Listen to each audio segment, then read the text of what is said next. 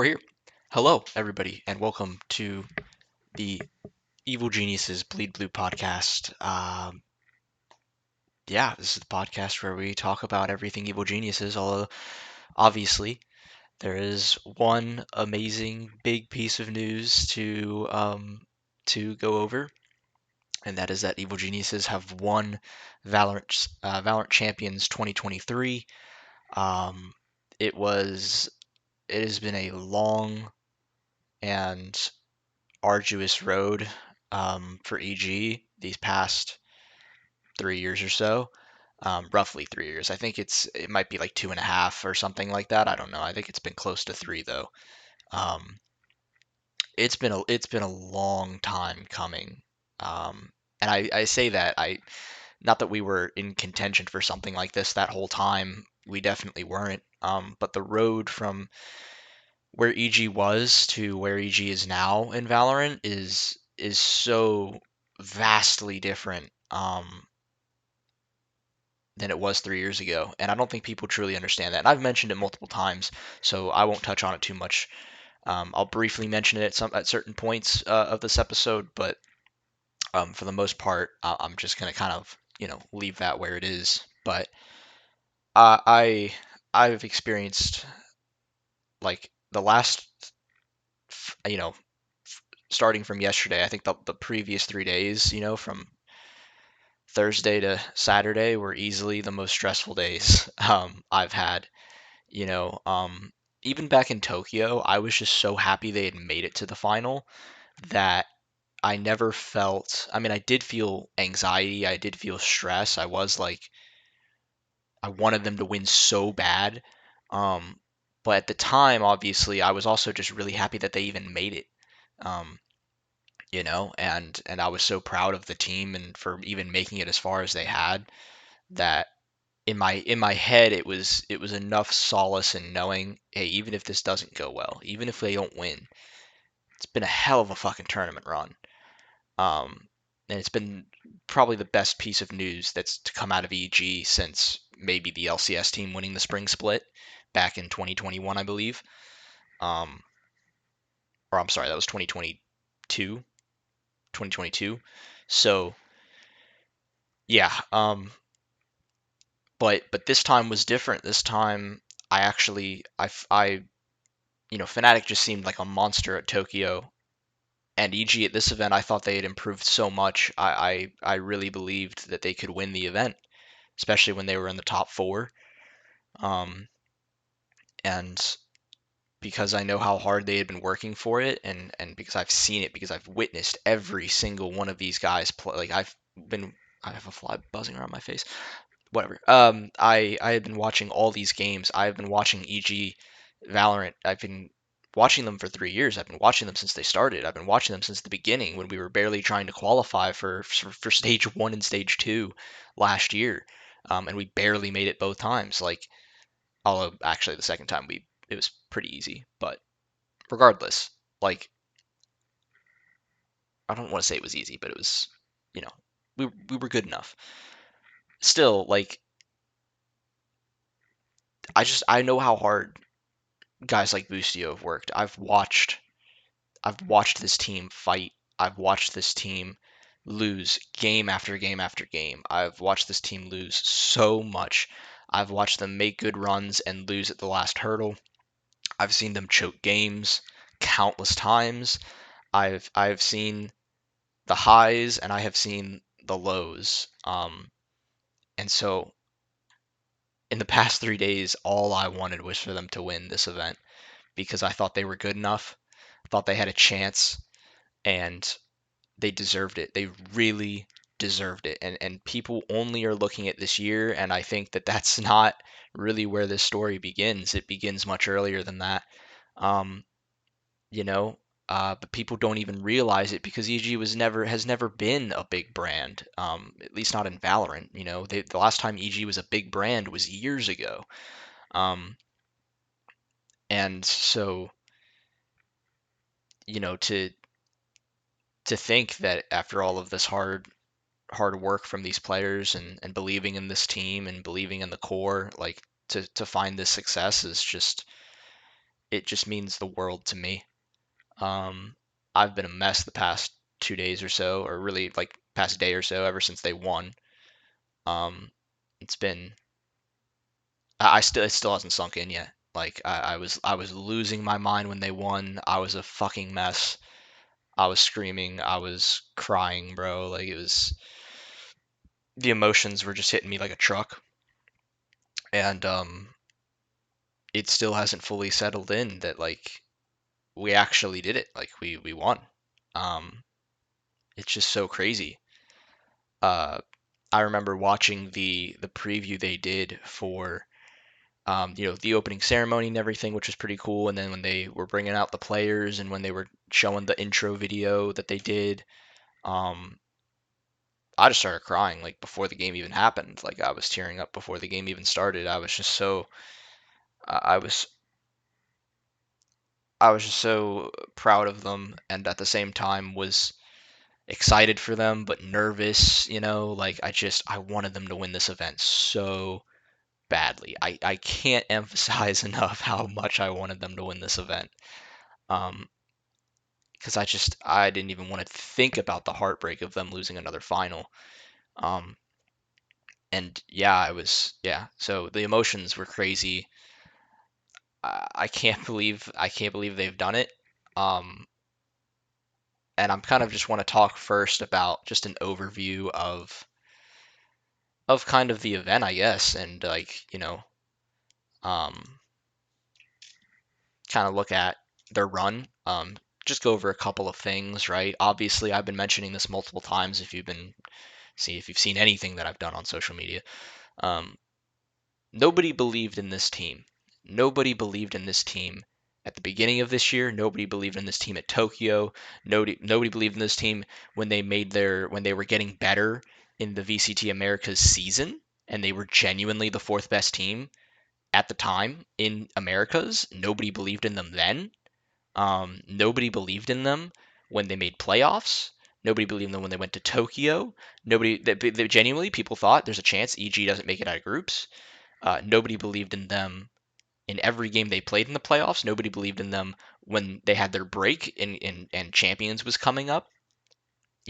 People believed that they would easily make it through the group, but then once they hit the playoffs, guys, for as much as people have said, oh, but we knew EG was a top three team coming into this event. How many top three teams go into, let's see here, 5 games, 5 playoff matches, 5 playoff series, and get and are the odds-on favorite to win their match one time? How many teams get how many top three teams do you think that happens to? Not very many. People didn't even believe, even though they basically EG was receiving the credit of being a top three team off of sheer results just from Tokyo. They couldn't deny EG a top three spot, but people didn't really believe they were that good. In fact, they a lot of people predicted them to lose to EDG in the first round of the playoffs and end up playing a Fnatic or a Loud and just leaving the event in the lower bracket and not making a very deep run. That's what most people predicted, and they proved everybody wrong. They I still do not understand why people thought EDG was better than EG going into that series. Look, EDG had shown some serious promise, but you could tell the Kang Kang hype, the Chinese Valorant hype, the fact that you know Boostio was talking shit about China, which he didn't even say anything wrong, by the way. Like, look at how the event has turned out. Like, I'll get to this more when I talk about Boostio specifically, because I'm going to talk about each of the players, but I don't understand why people thought EDG was a better team than EG going into that series. I think people bought into the Chinese Valorant hype, and they were just full on the hype train, full on the Kang Kang hype train, fully believed. A lot of people thought EDG was going to go to the final, um, and instead they ended up doing the exact thing that people were predicting EG to do this event, where you lose in the first round and end up playing Louder Fnatic and losing in the lower bracket. That's exactly what they did. So and frankly, even though EDG did take a map off of EG, like I said this in the last episode as well. Yeah, they beat them on split, but EG was down 8-1 and still reached map point first. I think that's all I need to say to really drive home that EDG was not better than EG. And the second two games, the second two maps were not close. So I it's shocking to me that Evil Geniuses was considered the underdog for most of their games in the playoffs. That is crazy to me. But but they proved everybody wrong. They proved everybody wrong. Um, they the only series they were favored in was against DRX, which they dominated. Um, I think I mentioned on the last episode I thought EG was going to beat Paper X in the upper final. They very nearly did until they choked two maps. And then they went to the lower final, played Loud. I think this best of five versus Loud, depending if it was Loud or Fnatic, I think was going to be their hardest match of any of them. Even if they made the grand finals, I still thought this was going to be their hardest match. I mean, you just look at Loud's map pool, and it is probably the worst team that EG can play against. That's why actually a lot of people might be thinking, oh, if EG plays Fnatic, I don't think they win. I don't know that that's the case. You look at Loud's map pool, and the fact that Loud's perma ban is Fracture is so good for Loud. It really does make um, their pick ban favor them. Even though they weren't the first team to ban maps and whatnot, because EG was considered Team A or whatever, it doesn't matter. Loud's having Fracture as an insta ban, EG's best map, is really really strong in a best of five.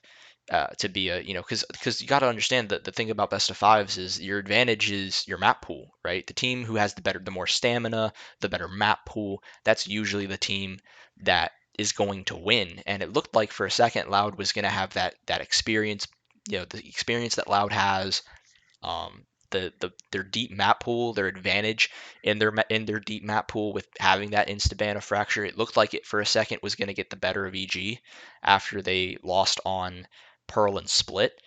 They got battered on Pearl. It wasn't even close. I mean, it was kind of close. Like EG fought back a little bit, but um, Loud ended up closing. But yeah, man, that was a tough one. And I think after they beat Loud, I was worried at first about the veto advantage until Potter said something that I really hadn't really thought of, but when she mentioned it, I instantly was like, oh, we can actually win this, and like it wouldn't be that crazy. Because obviously the big advantage of being the first team to make the grand finals is um, is the extra veto that you get, the extra ban that you get in the best of five. Basically, EG doesn't get to ban a map, and PaperX gets to ban two maps. And so you would think that that would allow for PaperX to have a really good advantage in the grand final, like what happened with Fnatic in the grand final versus EG, where EG put up a respectable fight on all three maps, but Fnatic just they got to play all their maps that they wanted to play, and EG just didn't really have enough to win. And but you saw here, it didn't matter because their permaban was the same as EG, and then they banned Fracture. So it wasn't that much different. They played they mentioned, oh, we're gonna play the exact same maps that we played against Loud. We're literally gonna play the exact same maps, and sure enough, they did. Obviously, and it was very clear that from the start those were going to be the bans. Unless PRX for some weird reason would have wanted to switch a Fracture with a Scent or something like that, which they weren't going to do because EG, yes, at the time was undefeated on Ascent, but it wasn't a map that they had just been like super, super dominant on. They had had some really close wins and narrow victories on the map. And, Paper X wasn't probably going to. They probably felt like they should have won that map last time. They weren't going to want to, to not play it. So, yeah. When Potter mentioned that, I think in the post game press conference after the Loud series, I wasn't thinking like, oh, it's a lock, we're gonna win or anything, but I certainly was feeling much better about knowing that the veto advantage was not really going to play a role in the best of five.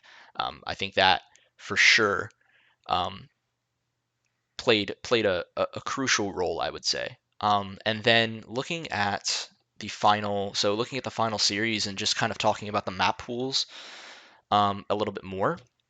When I saw what maps were selected, first off, I want to say this. I think a lot of people put a lot of stock into, hey, this is not a map that EG typically plays, therefore they should lose it. To me, I've always felt like EG, especially this event, was a team that anytime you played them on a map that you just weren't really sure about, like they hadn't played it very often, or it was probably towards the lower end of their map pool, it's not a map that they enjoy picking or anything like that, they typically always made it close at the very least. Like they would always perform really strong. Like maps like Split and Bind and Lotus, obviously they put a ton of work into and have looked incredible on the map. After that was probably one of their worst maps in Tokyo. Um, where I just remember Boostio getting outclassed from an in-game leading standpoint against Boaster, and now it's completely turned around and it's one of their best maps. Probably their third best map, maybe their second best map, honestly. Um, yeah, and Pearl as well, a map that like no matter what comp they've used in the history of their roster, yeah, they got 13-0'd on it, but they've also had some very strong results on that map. So it's just EG's just a team where none of the maps, there is no map where you're going to play them on where it's like, oh, this is a freebie right here. Like this is an easy one.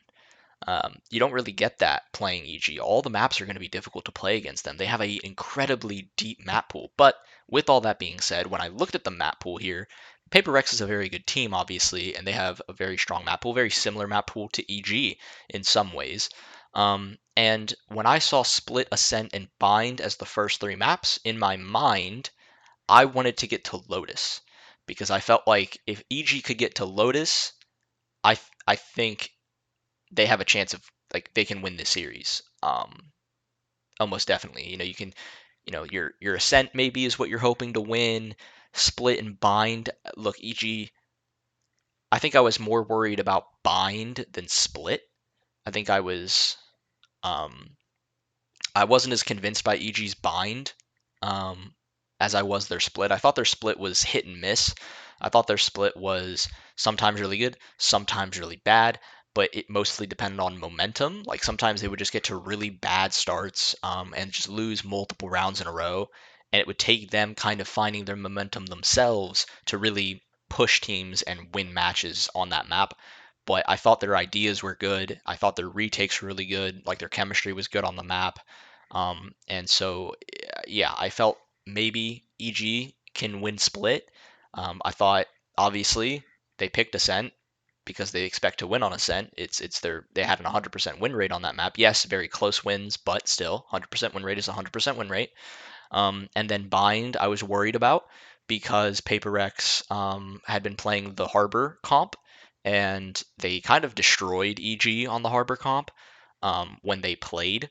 And um, I was very curious. I thought it was a mistake to not use the Harbor comp against EG because I thought that EG. I was very happy with EG's bind when they were playing teams who weren't playing Harbor. But when they played Paper X, that Harbor was so tough for EG to deal with. It was so difficult. Their attack side, EG's attack side, just couldn't get anything done. Too much utility, too much delay. Just it was way too difficult to do anything. Um, and their Paper X's pushes were working very, very well at the time. And so, yeah, I can't lie. I was very shocked to see what comp the Yoru comp on Bind. Um, I thought that gave EG an advantage personally.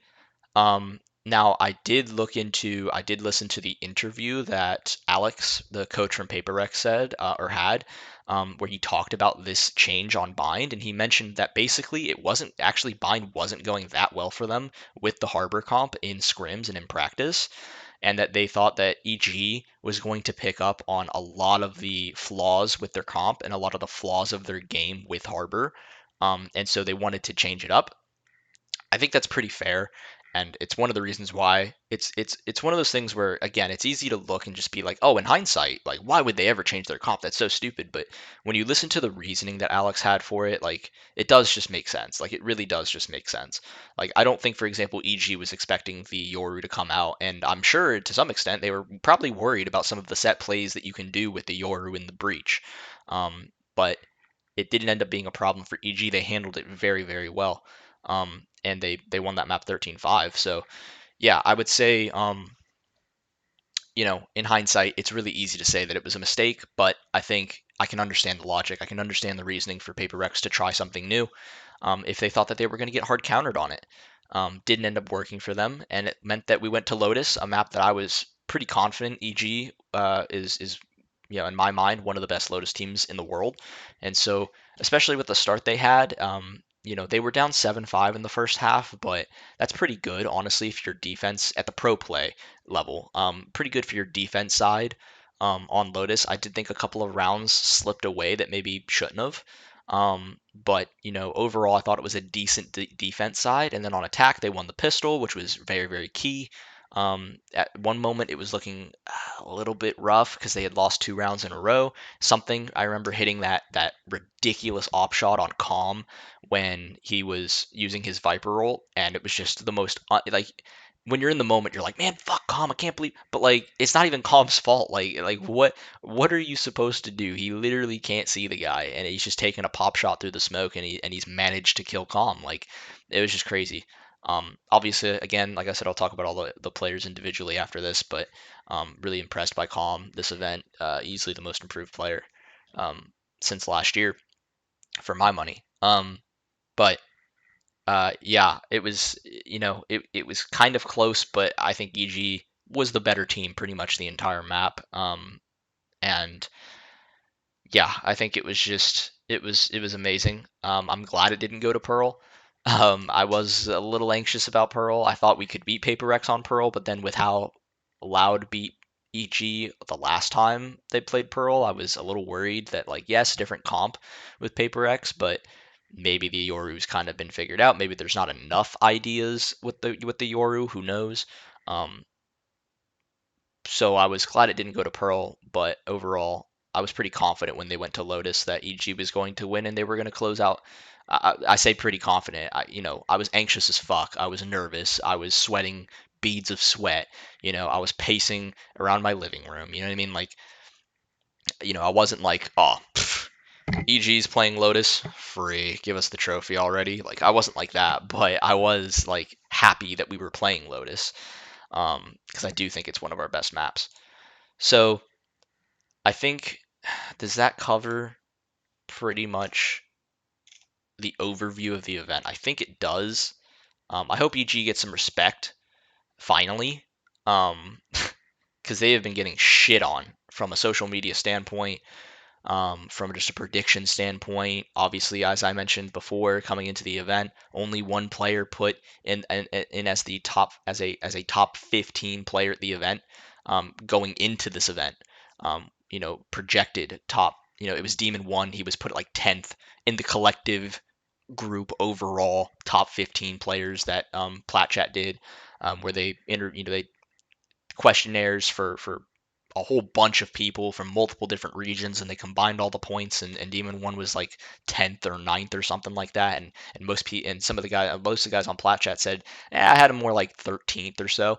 To see, which, listen, I'm not saying is unjustified. Like, Demon One in Tokyo was a little bit worse than what we had seen from him in Americas, but I do still think when you have a team that is considered the top 3 team in the world, to only have one player in the top 15 is kind of crazy. Um, but yeah, I just think it goes again to show that people weren't fully convinced by the Tokyo result, right? They weren't. They wanted to see them do it again. They wanted to see them be consistent, and they didn't really believe that they could do it again. And this event was way more impressive than Tokyo because it wasn't just off of, like, I'm not fully sold that, like, oh, EG was only good at Fracture and that's the only reason why they even made it as far as they did. Like, look, at the end of the day, you're playing best of threes and best of fives. There's no way that you're a one map team when you make it to the grand finals playing a best of 5 against Paper Rex. playing multiple best of 3 series against what were top teams, right? Team Liquid was a team that beat Fnatic going into the event, right? In their region, right? Like, these are not matches. They beat Loud in dominant fashion in the playoffs. Like, this is not some like, they were the first team to take a map off of Fnatic, and yes, it was Fracture, but their Fracture was their best map, and it wasn't respected. And at the end of the day, just because Fracture was their best map doesn't mean they were a one map team. They clearly had other maps they were very good at, Ascent being one of them, which for some reason nobody brings up until this event, which is crazy to me because I've always thought EG has had one of the best Ascents in the world since, like, I don't know, America's playoffs when they beat Loud. They were one of the only teams to do it, and they've just been consistently good on the map. Like, it has been one of their most. It has been consistently their best map, other than Fracture, and that's easy for me. They have 2 world-class maps, and Lotus now might be a third. So it's crazy. It's crazy how good this team is, and they proved it once again. They've proved it, and I just can't be more proud of this team. It's been incredible. They've been doubted. They've been shit talked. They've been criticized. They've been counted out against multiple times. I think a lot of people, I think EG themselves at first was thinking like, we gotta try to like pretend that we're the underdogs. We gotta really play up that, oh, we're still the underdogs type thing, without fully believing that they were underdogs. But then I think they looked around and started to realize, no, people are still counting us out completely. Like, people still don't believe that we're as good as of what we actually are. And yeah, I think they ran with it, and clearly, um, I think obviously as the event went on, they started to they didn't believe they were the underdogs. Like, I refuse to believe they felt like they were the underdogs versus EDG or versus Paper Rex or versus DRX or Loud. I truly believe in their minds they were thinking, we are better than this team. Like, we are about to play this team and we're better than them. But the community did not see it that way, and I think it kind of allowed them to, again, kind of use that, oh, we're the, they were playing around with the underdog thing before because it was like, well, it worked really well last event, so we'll kind of play with it this event. But I think they then started to realize, no, actually, not just for fun, we're the underdogs. Like, people still don't believe in us. People still don't think we're that good. And so, yeah, I think they obviously proved them all wrong. They proved them all wrong. And it was, it's probably one of the most magical events that I've ever watched. Like, this is going to be up there with the Cloud9 winning the major for me. And I know that's biased, obviously, because I'm, one, from NA, and two, I'm an Evil Geniuses fan. If I was a fucking Sentinels fan, don't really give a fuck, do I? I mean, it's a great win. It's awesome. It's amazing to watch. It's a great storyline, but I'm not going to remember it as fondly as, like, Cloud9 winning the major. But, like, for me, this is that. Like, this is better than that. Like, this is just fucking awesome. This is just so sick. And it hasn't fully settled in yet. So I think without further ado, because we're about 28 minutes into this, and I do have something I have to do at 8 or like 8:30 or so. I do want to talk individually about every single one of the players on the team. I'm also going to shout out, obviously, the reserve roster and all their players as well, because I think they deserve a shout out, and I think they deserve a lot of credit for where this team is today. And who knows how good the reserve team is, by the way. Like, bro, they could be like they could be like the fucking third best, second best team in NA. Who knows? Who knows how good that team is? You don't ever get to see them play any officials, but if they're doing all this and prepping for and doing good practice for EG, clearly they must be pretty good. So yeah, let's move into talking about the individual players. So Demon One. Let's start with Demon One. Joined the roster back in. He officially joined Evil Geniuses back in January. I remember this roster move when it was in like the news tab. It was literally at the bottom of the news tab. It was just like look, EG signed Demon One. Like, okay. I actually have the article right here. It was at the bottom. It was just other news and rumors, just all the way at the bottom. Uh, who knew this would be the most important news of them all? It just said, according to a report by Blix.gg, Evil Geniuses is set to sign Sequin or SQN 2.0 star Max Demon 1 Mazanov to their 10-man roster ahead of the 2023 season.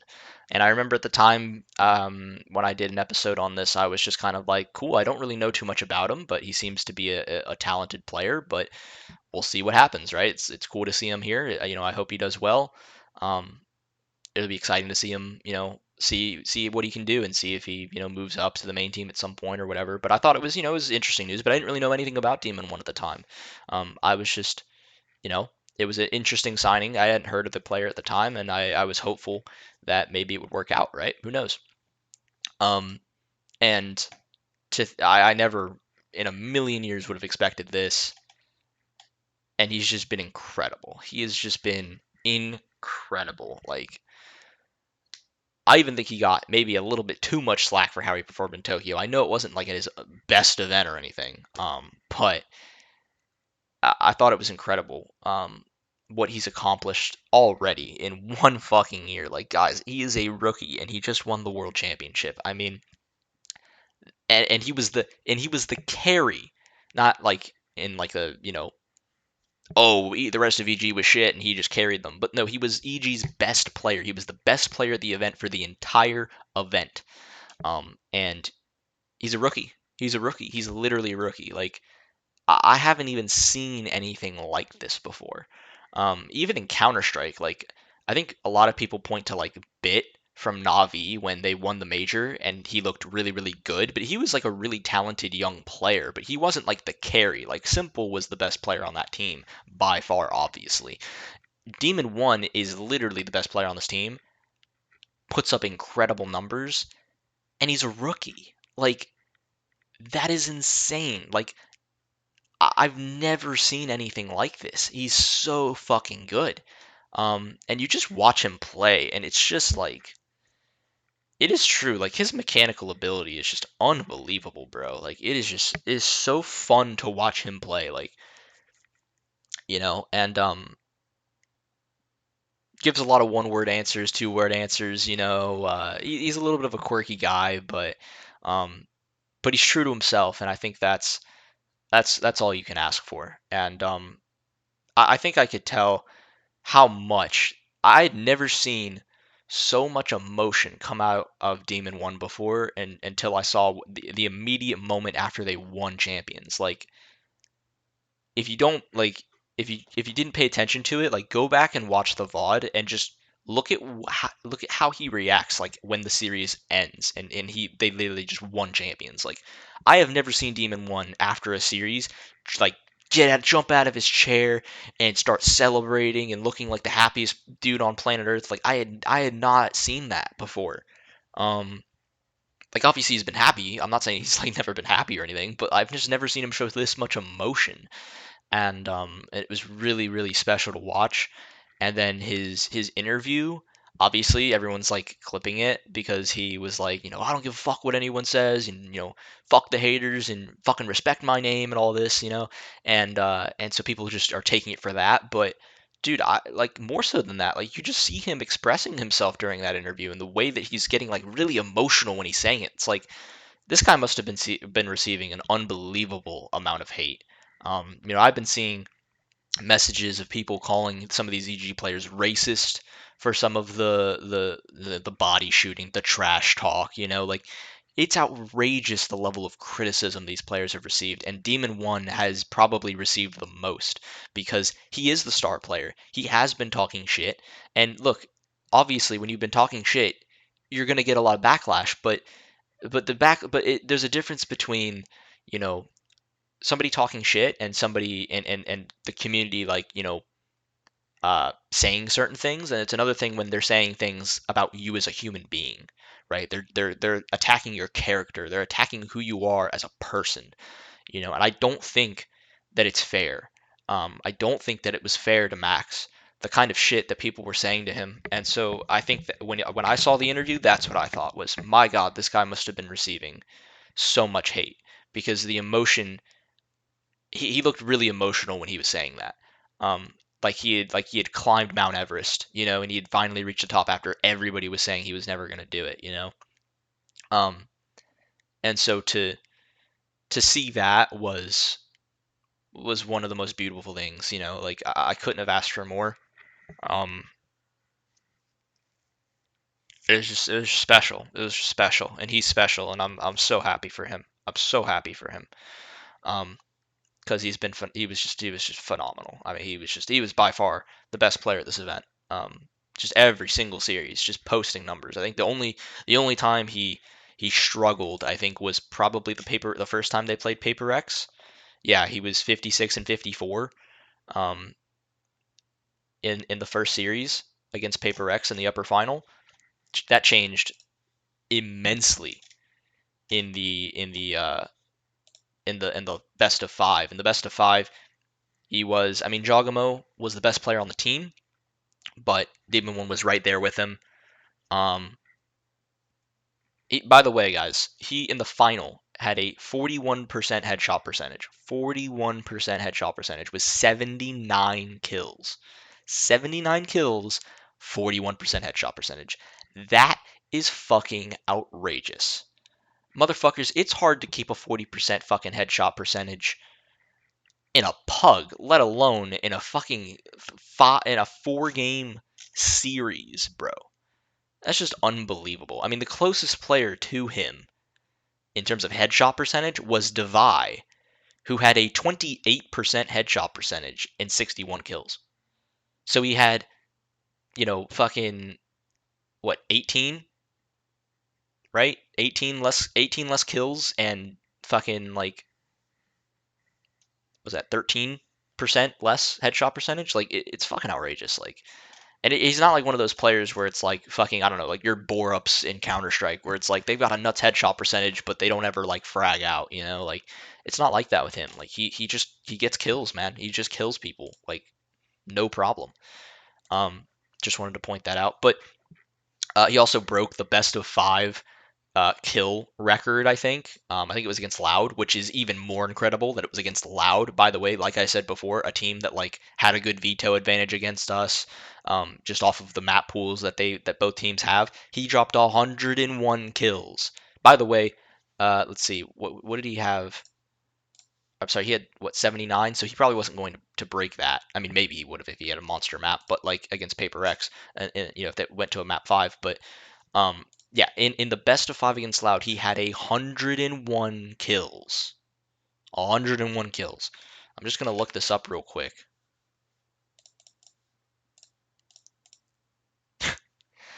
He averaged over 20 kills a map. Um,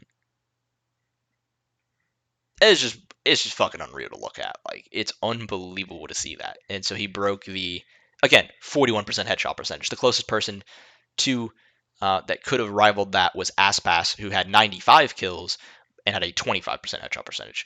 It's just nuts. The dude is just a monster. He can play fucking most of the roles because of his raw mechanical ability.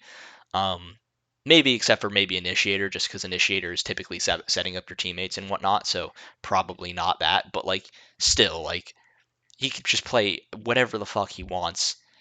Um, and he's just gonna get kills. He's just gonna get kills. So yeah, I guess that's all I have to say for Demon One. I'm so happy for him. After all of the fucking hate he has gotten, to finally win and have that over everybody is it's just so awesome. It's amazing. So really happy for him.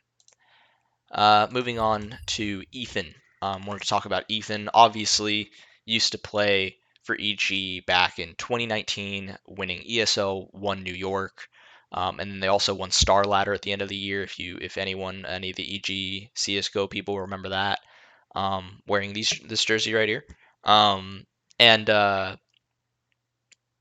it's just crazy to see him find success after coming back to EG. It's so cool. It's such a unique storyline. You know, Ethan, a guy who actually beat Evil Geniuses when he was on NRG in stage 2 playoffs in the lower bracket last year, and kind of crushed EG's hopes at stage 2 playoffs. Now joins EG at the end of the year, and then ends up being probably the best support player in the world, one of the best support players in the world. I've never seen a dude like he has the mechanical ability of a duelist player, of a star duelist player, the game sense of like your best support player in the world, and like it's just amazing positioning. Utility is just on point. Communication is really good. Like Ethan is just a world class player. To think that this is how Ethan's career has gone since like I remember watching him stream Counter Strike back in like 20 I don't know 16, 17. Back when he was a lot like I guess younger, and even though he's really not that old, honestly.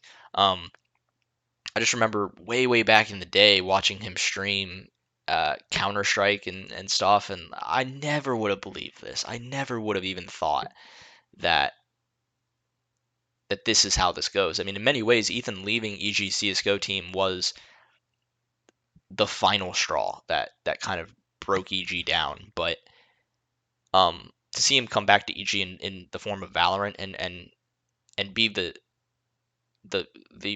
one of the most important pieces, if not the most important piece on the team. It's hard to say what the most important piece on the team is, but I mean, Ethan is just unbelievable. He received a lot of praise from his fellow players in the scene during the event. Ye, I believe, mentioned that he thought Ethan was the best support player in the world. He just, just looking at him, obviously, and I think he's a great person. He pairs up a lot with Demon One, and I think that's a really good thing for Demon One because Ethan's a very experienced player. He's very good with his communication.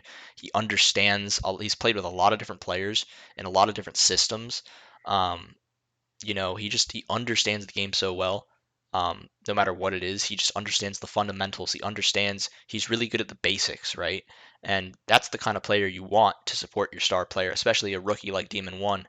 To kind of give him tips of the trade if he needs them, but also just you understand. Ethan's probably been able to pick up on Demon One's tendencies and knows what he likes to do, knows what he doesn't like to do, and yeah, I just think the partnership there is just spot on. It's exactly what you want, and I say that mainly Ethan, right, because he's the one throwing flashes, right? So he's the one setting up Demon One for some of these plays, right? And their timing has to be really good. And so, yeah, I think it's phenomenal. And one thing I'll say from an emotional standpoint with Ethan is just like this is definitely like I think people have seen, him, a lot of people have quote tweeted and his original tweet from back in May when he said he said I've lost 100 plus important games in the last 7 years, whether they were to qualify for tournaments, playoffs, or to make it deeper in those tournaments. The feeling of losing has only worsened as the personal expectations have only gotten higher. And it's a phenomenal tweet, and it's a phenomenal the quote tweet and the success that he's found, and it's amazing. It's an amazing story. It's an amazing turnaround, right? Although it's not really much of a turnaround. It's just finally getting over the hurdle. Um, but I think it's this tweet is even more emotional when you start to you notice kind of who Ethan is as a person. He's usually a very quiet person. Not to say that he doesn't talk, but he's just he typically he is one of the more quiet members of when it comes to like press conferences and stuff like that. Like he knows how to speak. Obviously, you give him the microphone, he's going to know all the right things to say. um but he's not typically going to be the guy who's like getting super emotional, saying a lot of like really emotional things. That's just not kind of how it works with him. But so to see, like, for him to make this tweet, guys, is like crazy. Like he doesn't tweet a whole lot on Twitter, um, stuff like this. You know what I mean? And so you could tell, like, man, this just means like everything. This is everything to him, and to see him finally win, it's phenomenal. Especially now that I have the pleasure of saying that I've followed Ethan um, since Counter Strike, and to see him win for EG in CS, and then to see him win in for EG and Valorant is just like, uh, it's just so crazy. It's just so crazy. Like, who would have thought that this would happen? Like, it's so nuts. So shout out to Ethan.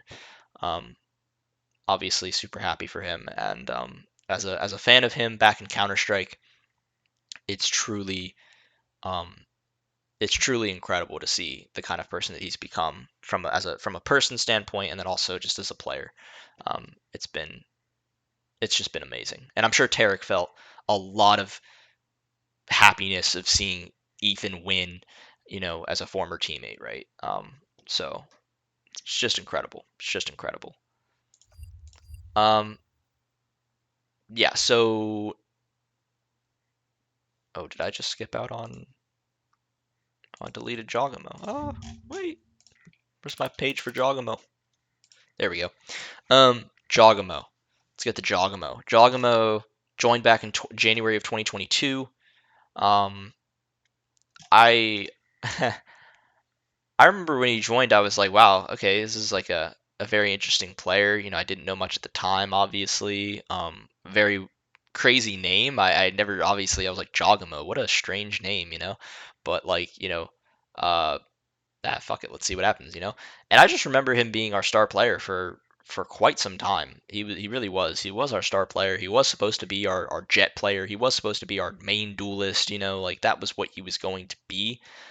He's found a different role here, just being the aggro player, the secondary duelist, the flex, and that's something that he clearly has put a lot of work into, because it wasn't what he originally was. And you know, um, it's been crazy to see that growth. I mean, look, people criticized him at the start of VCT Americas this season, with his smokes play, but clearly, even I was one of those people. But uh, he's developed so much. He has become an incredible player. I think his development as a player is probably going to be underrated this year, um, because people aren't remembering that he actually genuinely was our main star duelist player, about a year ago. He really was. He was supposed to be the guy on the team, and now he's taking a semi-star, but more of like a supportive type of role, with him being the hard entry a lot of times, taking all the aggression from all the other players, and just creating chaos and thriving within it. And he's just done a phenomenal job. His Omen and Astra have become incredible. I remember at the time, like his Harbor was pretty good too. They haven't played much Harbor recently, but his Harbor was pretty good at the time. It developed over time. Um, yeah, it's been incredible. Like he's just been so good. And I just remember way back. I was trying to find a clip. It's actually why I didn't start my stream as early as I wanted to, because I was trying to find the clip. I remember way back in like stage 2 or stage 1 of Valorant last year, of VCT last year, of Challengers, I think it was called at the time.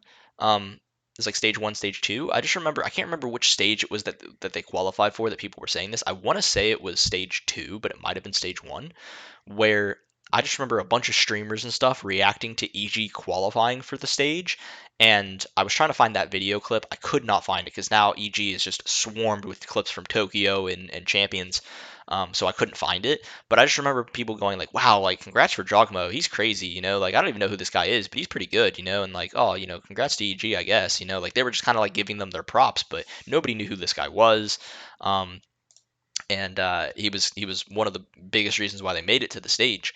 And yeah, it's just been crazy. Like like I said a billion times at this point. Like I've been watching these teams since the beginning, and so when JAWGEMO joined the team and seeing the success he's found has just been unreal.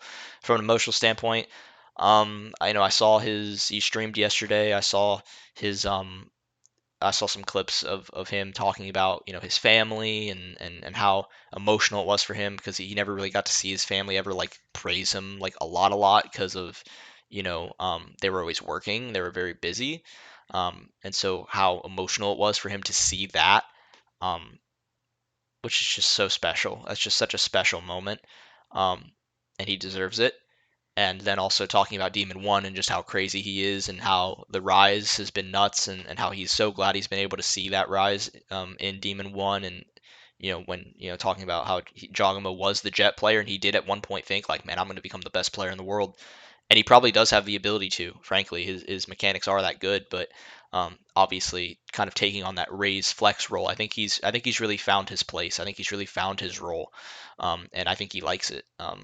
obviously he had a monster final, was the best player in the finals, which is why a lot of people wanted to give him the MVP. Um, because of his performance in the finals. He was unbelievable at the end of Lotus as well.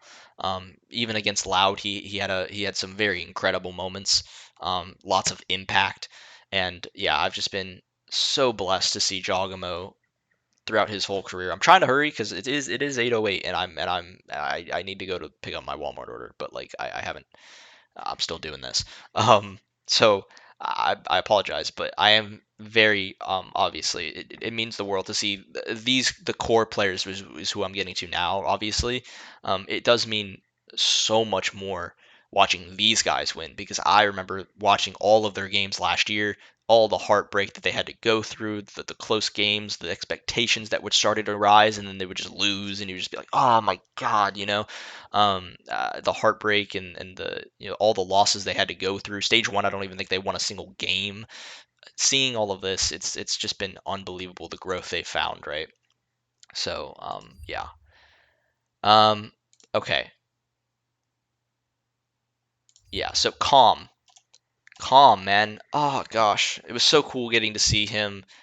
This is probably like he's the nicest guy. Like I don't know that I've seen a guy who's a nicer person than calm, just as a human being, and like um and it's just crazy to me that like unfortunately the team's been receiving a lot of hate.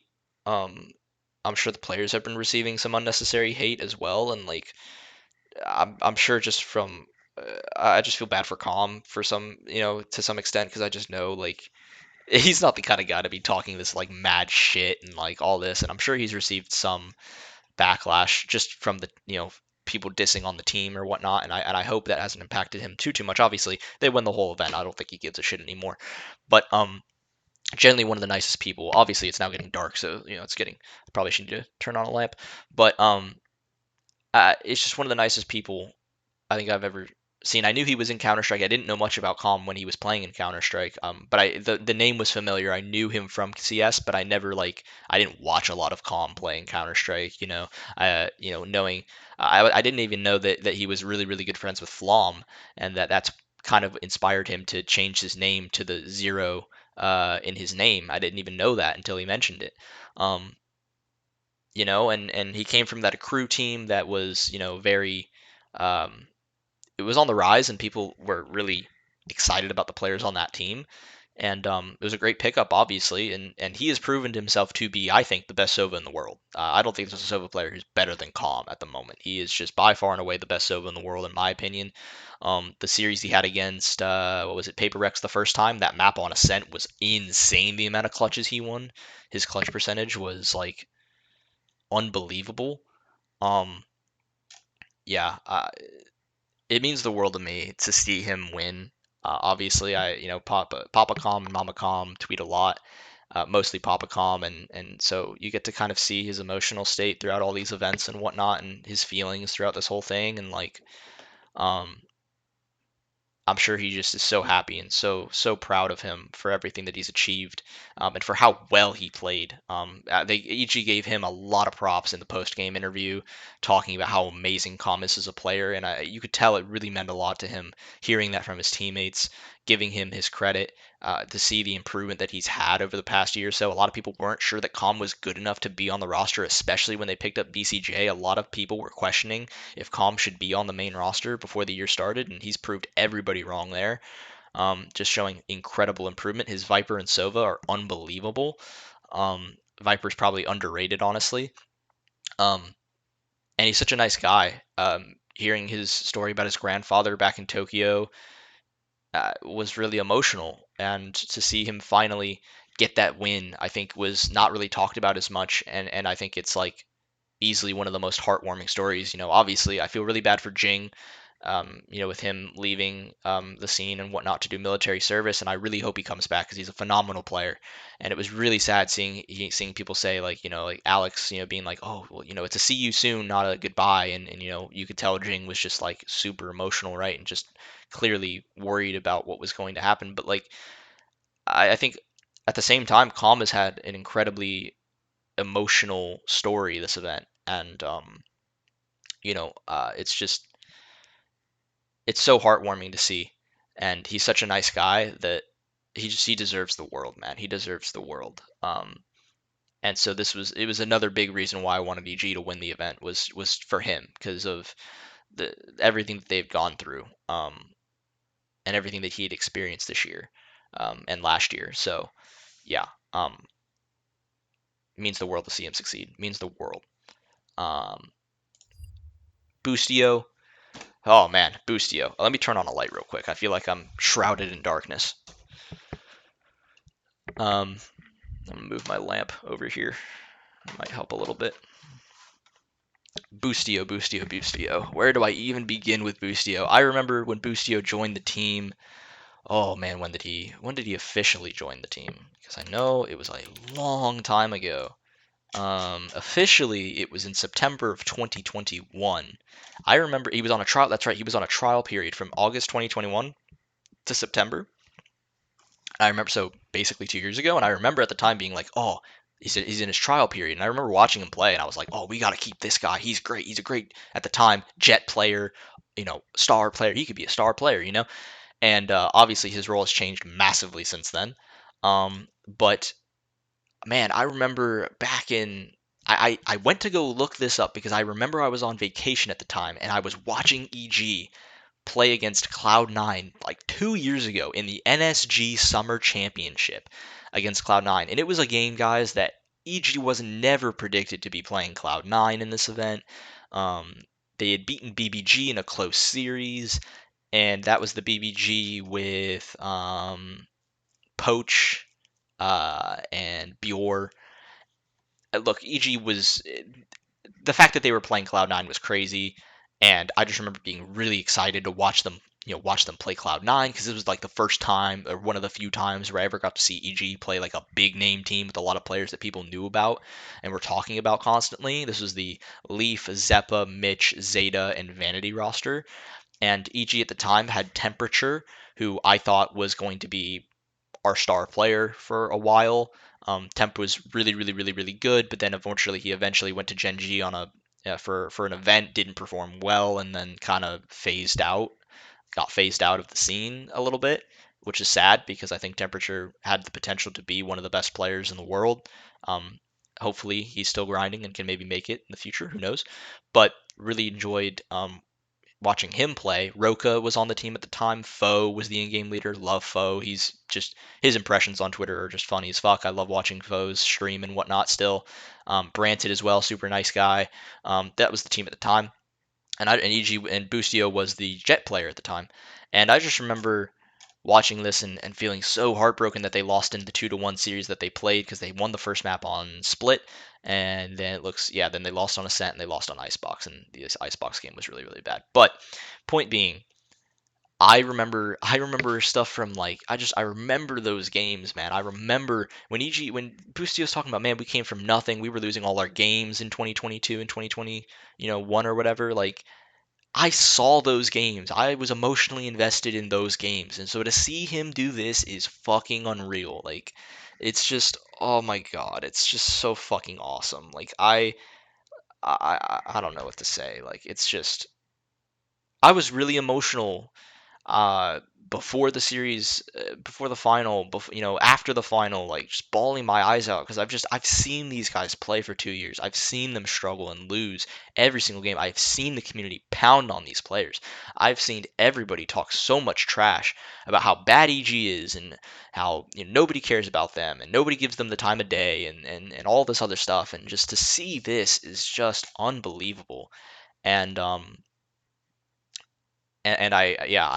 so happy that I've got to see Boostio go through all this. I think the first time I watched Boostio, side story, I think the first time I watched Boostio play, he was streaming because I wanted to get to know who he was. Obviously, I do this with all the players that like join the team. I watch their Twitch streams and like I try to follow them on Twitter and like all this other stuff, right? And I remember watching Boostio stream, and it was like I think he was just in like a really dark room, like what my room would be right now if my lamp was off, and it was like really, really dark. It was just his computer, and he had like I don't even know, it was like pink or purple hair or something crazy, I think it was.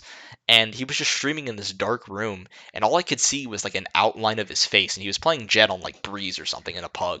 And I just remember just being like, this kid is good, but like, this is, I don't know where this is. Like I was just like, just watching him, just like, I never would have, if you had told me back when I was watching that, hey, by the way, that guy's going to become one of the best, if not the best in-game leader in the world, and he's going to be playing Killjoy and other Sentinels, and like he's gonna trash talk an entire uh, I never would have been able to like it's just so nuts. It's just so nuts. I mean, guys, I am not kidding. I remember EG losing to Complexity for fuck's sake in some of these in Valorant games. Like it's just so mental to see EG and go through all this, and Boostio and Potter in particular, that duo to go through all of this, man, losing to like Dark Zero and like Soar, like bro, like I remember those days. I fucking watched all those games. Like it's crazy, dude. It's fucking crazy to see this, and I'm just so happy to see this work. And when he was getting all emotional talking about how like they used to go to the bar and like drink and talk about what if we won champions, but it was clearly like in their minds just so far away. Like there was just no conceivable world where they ever thought that would happen. To see it happen is just unreal. And talking about when Bizzu's interviews have been crazy, crazy interesting to listen to, and he's talking about like, oh, when we all first met in person, that was really amazing. I remember back when I remember they went to like some like land that was in like Chicago, I think, or some shit like that, and like Boostio was like, I saw like pictures of Boostio like popping off, and it was like, wow, I'm glad they're having fun, but like this is so crazy. um it's just unreal to think that this is how this has turned out. Like it's just so special and so crazy to me. And yeah, I'm so happy for him. I'm so happy for him, and it's really emotional seeing him win after all of this time. And I'm sure when he saw, when he mentioned that when he saw like Potter and Calm and JAWGEMO and all them, and they were all like, Calm was crying and just everything. Like it really felt good, and emotional for him. Like, yeah, it's just incredible. It's just fucking incredible. And I feel so blessed to have been able to see all this. So I'm trying to hurry because I gotta go. But Potter, oh my God, Potter. She has been with this org since the very beginning, guys. Since the very beginning. She was a player originally for Evil Geniuses in their Valorant team, before she eventually, she eventually became the coach. Um, let's see, is this their first official game? No, no, no. This isn't their. Well, this was a game they played where Potter was a player still. She played Sage against Team Seal back in 2021, in July. I don't know if they even show. Did they even have on record her actual like first games back with like um the original roster? They might. Let's see here. Oh yeah, here we go. Here we go. Claudia, yes. Claudia, she played with Claudia. Oh, that was with GX3. But yes, then Claudia I think came with her to EG, I believe. Yes, so this was the roster with Potter, Claudia, Temperature, Osias, and Alexander. Obviously, I personally, Alexander is like one of my favorite players, just from his mechanics standpoint. Like I watch his streams all the time. Osias, I remember watching him. He looked like a cracked out player. He was really cool to watch. Temperature, obviously, I've already talked about. Yeah, this team I remember very, very fondly.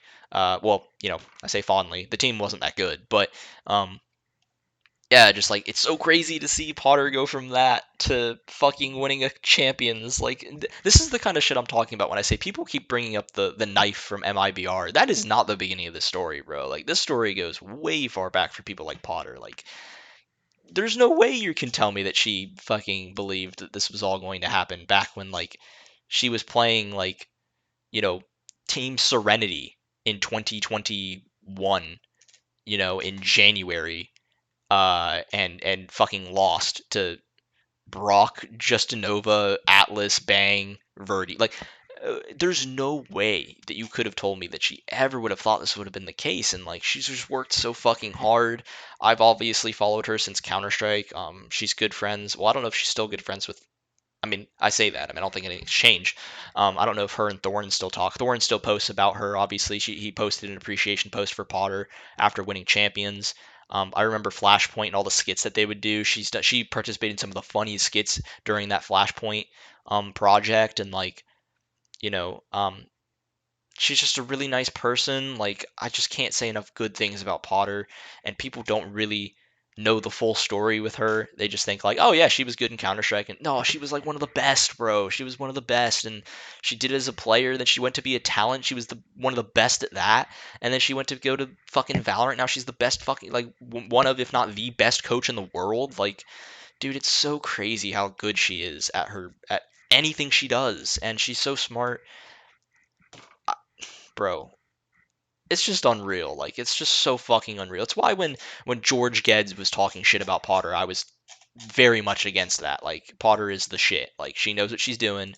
She's a fucking elite level like person, elite level coach. There's no way that I thought Potter was the problem with EG back when EG was struggling at the beginning of the year. That's why when it was rumored that the management were potentially going to remove her from the team if she didn't show enough results, I thought I said it on this very podcast. I said that's a ridiculous decision. Do not kick Potter from this team. Like, that is not what's going to fix this team. Like, it's you're just scapegoating her, but she's not the issue. She's not the problem. Um, you know, and I'm glad that it didn't happen, and I'm glad that things worked out. And yeah, again, it's just unbelievable. It's just so crazy, man. Like, seeing these guys like Boostio and Potter in particular, um, knowing that I watched these games back in the day, seeing the growth and seeing them succeed to this level is just it's just unbelievable. And I hope, like I said, I've been saying this a couple times, but I really hope that the hate they've been receiving, um, I hope that ends. Um, Obviously, like I've mentioned, if you're gonna be, oh, you gotta play up to the brand, evil geniuses, all that, but like, look, guys, it is one thing to be hated on or whatever, like, oh, we don't like them because like they're villains. And it's another thing to be like, oh, we don't like them because like, oh, they're racist or they're toxic or they're this or they're that. And it's like, that's just not even true. Like, that's just you're just making up shit. Like, if I had to see Valo 2 Asia tweet one more goddamn thing about EG, like, so how they're like getting treated better than other teams and like all this other shit, and like, oh, EG hasn't received warnings. Like, bro, what are you talking about? EG's been receiving warnings the whole event. Demon One's probably gotten fined like out of $1 billion at this point, like, because he's just been just going crazy. Um, Anyways, I'm getting sidetracked. But yeah, congrats to Potter, man. Congrats to Potter. Like, it's just so awesome. It's just so fucking cool. Like, I wanted this team to win so badly. Like, I can't express that enough. And to see them do it, it still hasn't fully settled in yet. Like, I still can't fully believe that it's actually happened. Um, I even was thinking a couple days ago, like, man, that would be the way. That would be the most incredible storyline if they go to the lower final and win the event. Like, that would just be crazy. And they've done it, and it's really special, um, and it means the world to me. Um, as anyone who has been around me the past like week knows, like, I've been stressing out. Like, I even told my friends yesterday I wasn't getting on Valorant or Counter Strike because I was just so like emotional. Like, I was like up and down, like, oh my god, like, what's gonna happen? Freaking out. When they lost to Paper X, I was like, oh man, I was so depressed. Um, to see this come to fruition is just amazing. Couldn't It couldn't have ended in a better way. Season couldn't have ended in a better way, and I'm really proud of everybody, and it means the world to me to see them succeed. So, looking forward to next year, obviously, but I'm glad these guys get to have a break now and get to decompress, enjoy their families, enjoy their girlfriends and whatever, and just go on vacation for a little bit. And obviously, yeah, work hard for next year eventually, but like, they deserve a break. They've been burnt out so badly. They've been playing events after event after event, practice nonstop. Like, they deserve a rest. And shout out to the reserve team, Apoth, Reformed, Ice, um, Screwface, BCJ. Shout out to those guys for um, for doing what they did, right? Look, with how well EG's been playing, I'm sure many of them were thinking like, man, I deserve to be on one of these top teams. I deserve to be on one of these franchise teams. And look, it is kind of crazy to me that like none of these none of these players have been, at least as far as I know, have been like people haven't been talking about like, oh, who's gonna pick up like one of these reserve players on EG, like an Icy, an Apoth reformed, BCJ Screwface. Like nobody's been mentioning these players as like potential players to move up into the Americas League. But like guys, like they should all be on the table. Like they've just done incredible work, especially, I feel especially for Apoth reformed and BCJ. Apoth and Reformed, obviously, because they were on the original EG roster last year, and they're very young players with a lot of bright futures. Reformed, I'm sure it was rough for him, almost getting to play in Tokyo and then not being able to get that step up because Demon One ended up showing up. Obviously, I'm sure he's happy that Demon One found the success he has, and EG's performed. I'm sure all these players are so happy that EG has won an event, and this title really is theirs as much as it is the main rosters. Like they were the reason why the practice was okay for EG going into champions, because I've heard I heard from people that apparently the practice wasn't very good. Um, Going into champions, teams weren't wanting to practice. Tier 2 teams were not playing anymore because Ascension had already finished. Um, so I'm sure it's been tough for them.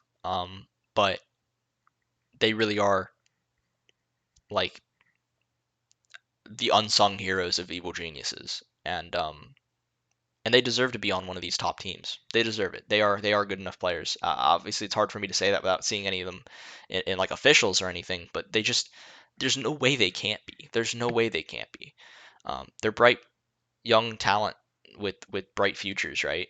And yeah, guys like BCJ, like look, BCJ came onto this roster probably expecting at the beginning of the year to be like a mainstay on the team, and I'm sure it was really hard for him to not be on the main roster, right? He's an incredible player and an incredible person, and he was really like even getting into the marketing and everything of Evil Geniuses, and you can just tell like he's a good dude, and I'm sure it was really hard for him to not be on the main roster, um, and to get moved away from that main spot.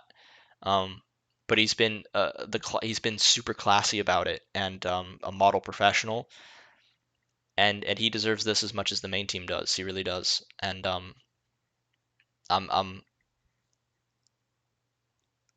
I'm just I really hope these guys get the recognition they deserve, and I'm really hoping that EG treats them with the recognition that they deserve internally. And I hope that maybe some of these players are able to move on to a franchise roster, because I think they've deserved it surely, at this point. And I think they do actually scrim against. I don't know this for sure, but I think they actually do scrim against other teams. Um, so I don't know if like maybe some of these other franchise teams do actually know about these players and know how good they are, and so maybe they might get picked up by other teams before the beginning of next year. Who knows?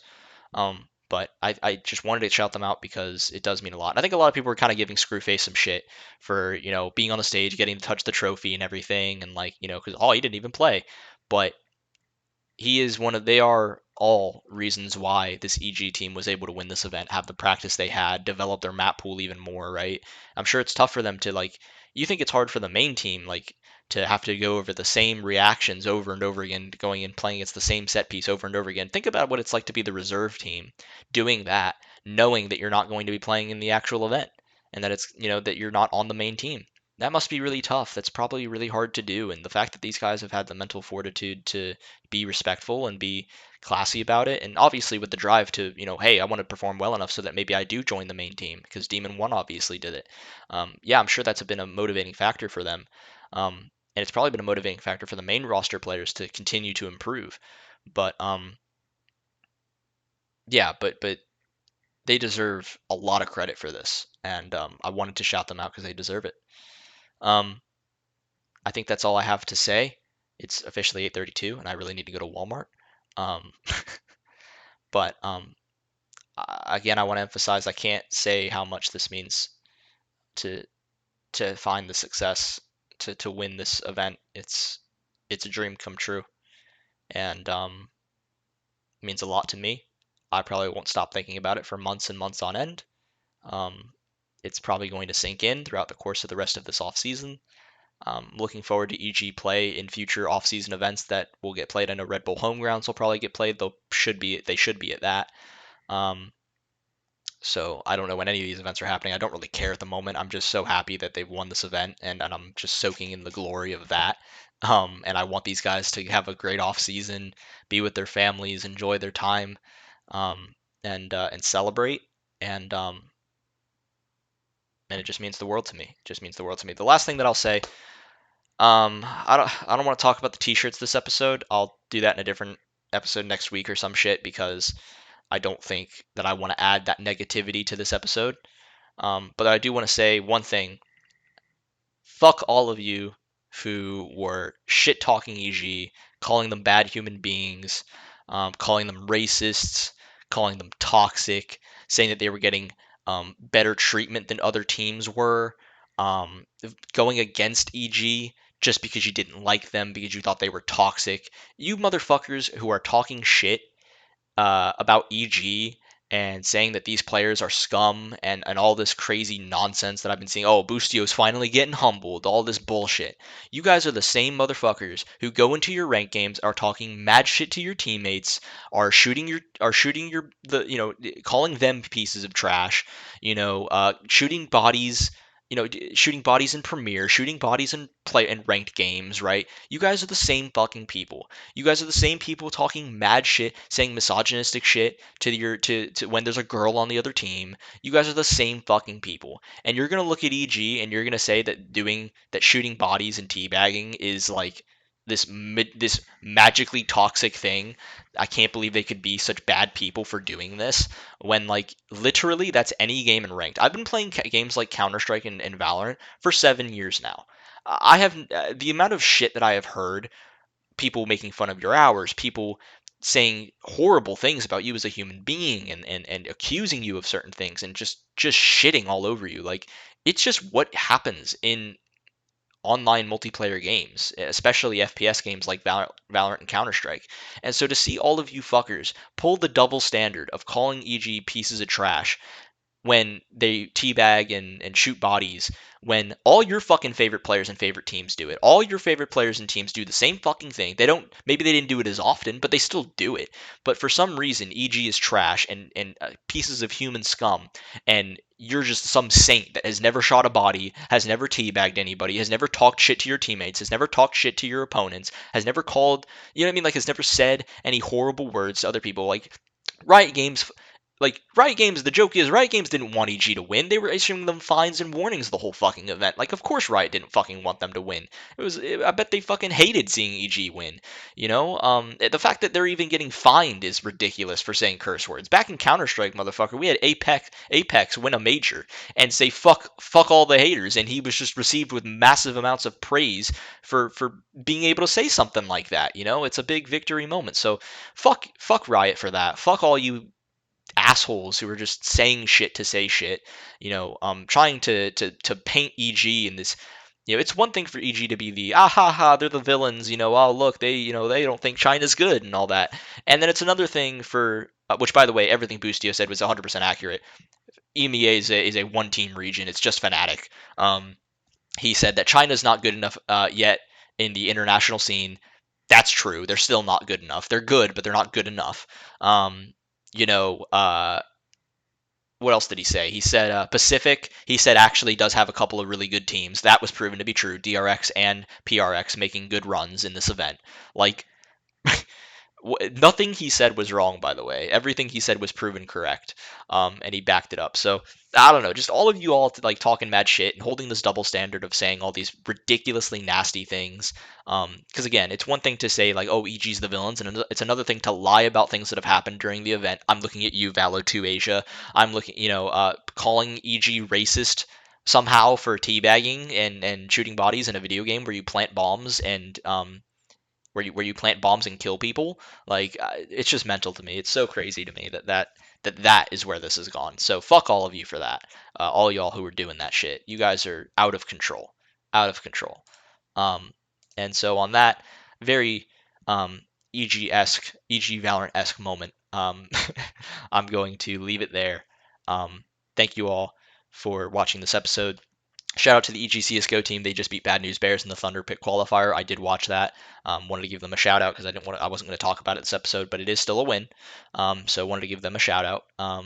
And yeah, I hope EG receives a lot of praise in the next coming weeks as they rightly deserve. I hope that they gain some fans. I hope that people respect this team and are nice to these players. Clearly, look, is Boostio actually fucking like does he actually like hate these like I don't know. People somehow conflate being saying like, "Oh, we don't think they're good enough," and just talking trash with like, "Oh, he hates them and he thinks they're horrible people," and "Oh, he's not a good person," and like all and it's like mental how people just elaborate that kind of shit. So hopefully, and Bustio says, "Yeah, it's all for the impressions and all that," but genuinely, I still have to feel somewhere in my heart that surely it had not that it's gotten to him, but he doesn't deserve some of the hate he's gotten, and some of the other players as well. So I don't even know where to end this at this point. I'm just so like happy and emotional for this team. Like it's just so crazy. I don't know.